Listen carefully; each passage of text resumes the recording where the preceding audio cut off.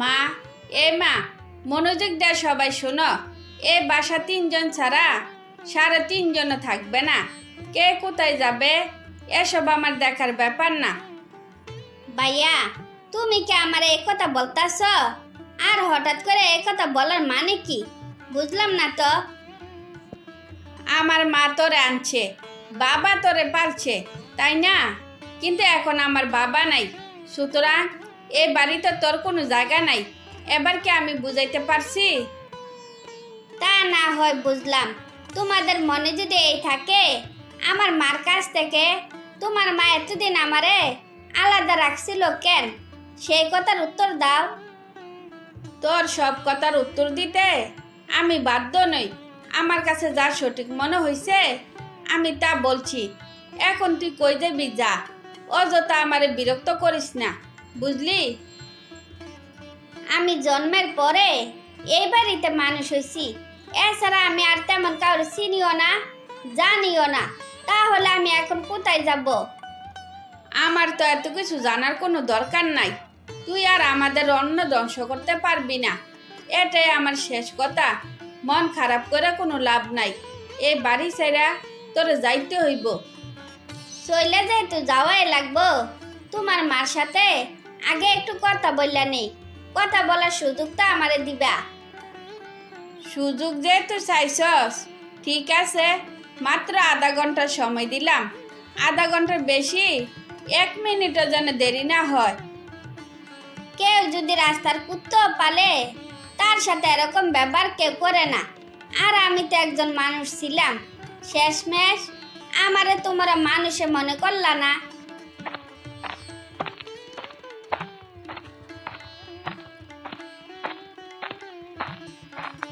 কি রে, কি হইছে? এমনি দুইজনে চিল্লাচিল্লি করতাছস কেন? আমি চিল্লাচিল্লি করব কোন দুঃখে? ভাইয়া আমার আধা ঘন্টা সময় দিছে, আমি যেন এই বাড়ি ছেড়ে চলে যাই। তুমি কি কিছু বলবা না? পলাশ যদি এই কথা বললে থাকে তাহলে আমার কিচ্ছু করার নাই, কারণ এখন আমার স্বামী নাই। এখন থেকে ছেলে মেয়ের কথায় আমার চলতে হইব।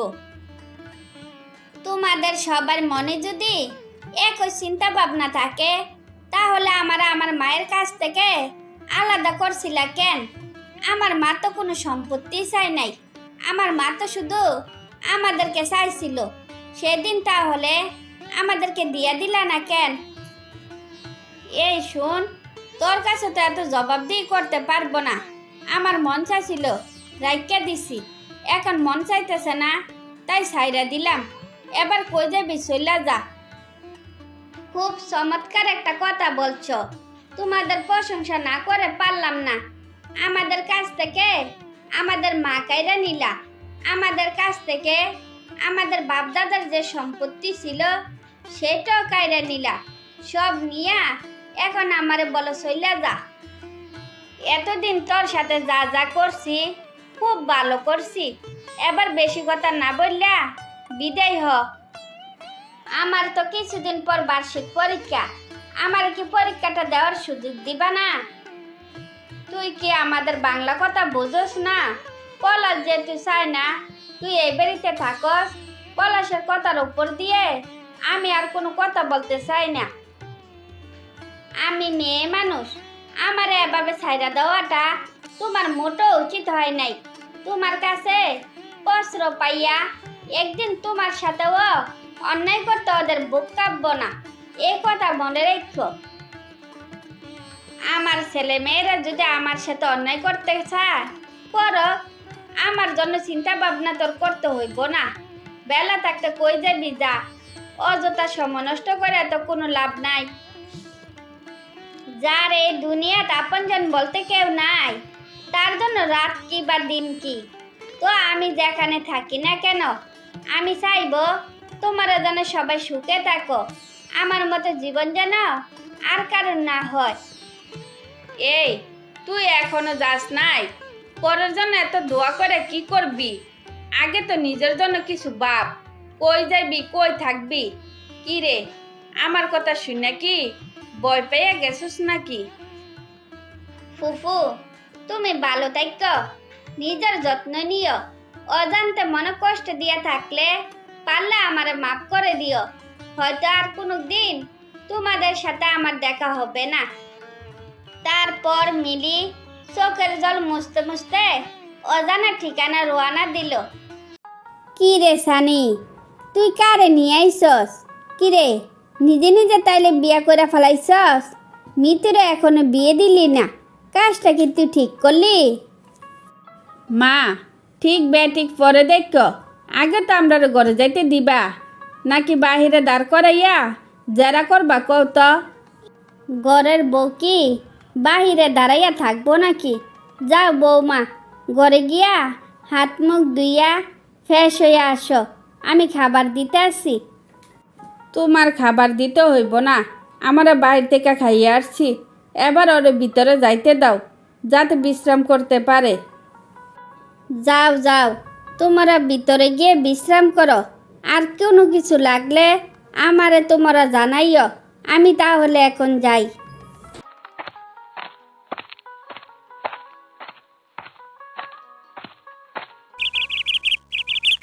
সানি, শুনলাম তুই নাকি বিয়ে করছস। কাজটা কি তুই ঠিক করলি? কোনটা ঠিক আর কোনটা বেঠিক তোরে জানাইয়া করতে হইব?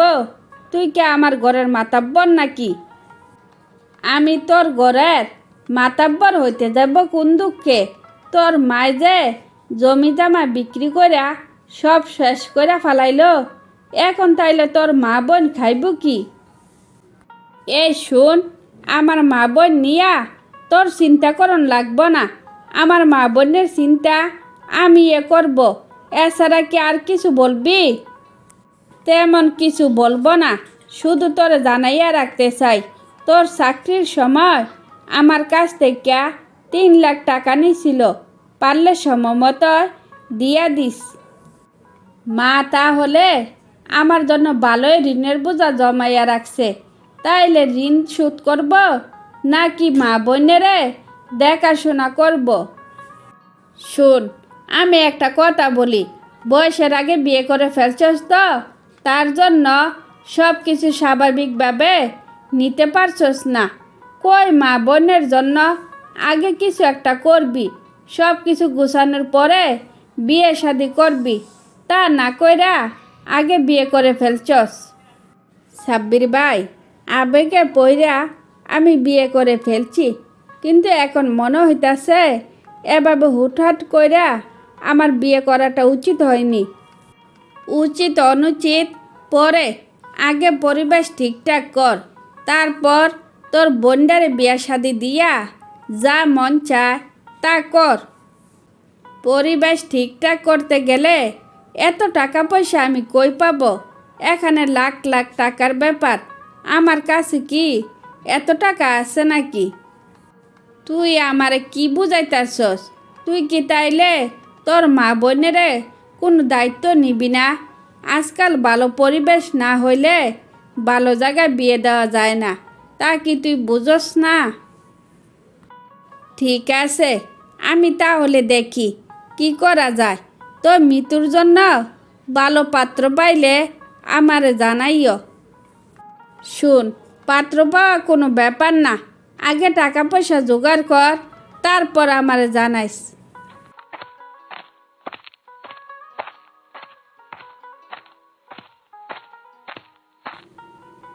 কি ব্যাপার, মন খারাপ করে বসে রয়েছ কেন?